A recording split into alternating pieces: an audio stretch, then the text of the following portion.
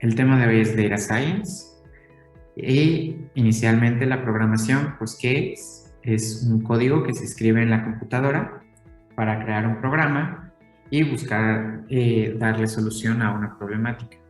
Prácticamente hoy en día se pueden resolver cualquier tipo de problemáticas, solo es cuestión de saber cómo. Para hacer esto existen distintos lenguajes de programación, dependiendo de si se quiere trabajar con, por ejemplo, robots o hacer un programa, una aplicación de teléfono, depende de la utilidad que le queremos dar. Y pues es básicamente dar instrucciones a la computadora. Esto se puede hacer de distintas maneras y pues se realizan dichas tareas que queremos conseguir. Entre sus aplicaciones más comunes están las páginas web, videojuegos, apps, tanto de computadora o las de teléfono. Cualquier aplicación que utilicemos hoy en día en los teléfonos o computadora está programada, tiene detrás código. Los coches autónomos como los de Tesla, los robots y una de las aplicaciones más fuertes hoy en día es justamente el análisis de datos, que pues lleva a la ciencia de datos o data science. Y pues justamente esta rama permite tener un acercamiento multidisciplinario a justamente resolver problemáticas a través del uso del método científico, estadística, que son matemáticas aplicadas, y la computación con la parte de la programación.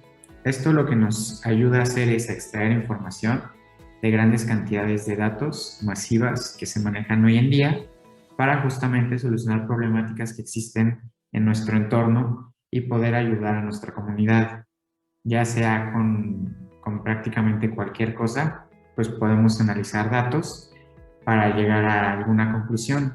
También es necesario, pues justamente, saber compartir adecuadamente los hallazgos que hacemos. Pandas es una de las múltiples librerías que nos ofrece Python, y esta nos ayuda y nos permite utilizar funciones y herramientas para manejar y alterar bases de datos. Lo primero que tenemos que hacer es importar la librería con el comando import. Pandas es el nombre de nuestra librería, as pd, que pd es el nombre que vamos a estar utilizando para nuestras funciones. Luego, podemos crear o leer una base de datos. En este caso estaremos leyendo una creada en Excel sobre países. Ponemos el comando read csv, ya que es un archivo .csv, y escribimos el nombre de nuestro archivo. Ahora, si quisiéramos desplegar nuestra base de datos, ponemos el nombre de la base de datos, que en este caso es df, como nosotros le pusimos, y aquí nos tiene información sobre nuestra base de datos. Tanto todas las entradas que hay, que son los países, como su información, como la capital, población, continente, idioma y moneda. Ya con nuestra base de datos podemos utilizar algunas funciones para buscar información e inclusive alterarla. Estaremos haciendo unos ejemplos. Primero, si quisiéramos saber cuáles son una lista con todos los idiomas de los países que tenemos en nuestra base de datos, podríamos usar el comando df y entre corchetes poner el nombre de la variable que estaríamos buscando, que sería idioma. Esto nos va a imprimir todos los idiomas que hay. Si vemos bien, estos números son los índices de las entradas que tenemos. Por ejemplo, México, Honduras hablan español, y aquí sale 0 y 1, español. Luego el 2 es Estados Unidos, habla inglés, y podemos ver que se muestra inglés. Otro ejemplo que podemos hacer es si quisiéramos saber, por ejemplo, la población más grande. Para esto, usamos este siguiente comando. Primero ponemos el nombre de nuestra base de datos, que es df, y ponemos df.población. Población es la variable que estaríamos utilizando en nuestro análisis. Luego ponemos igual a df.población.max, que max es una función que nos da el valor máximo. Aquí cometí unos errores. Ahora esto nos va a imprimir la información del país con la población más grande, que es la población más grande de nuestra base de datos nada más, que es China, con una población de 1.411 millones de habitantes. Luego también podemos tener información de solo un país.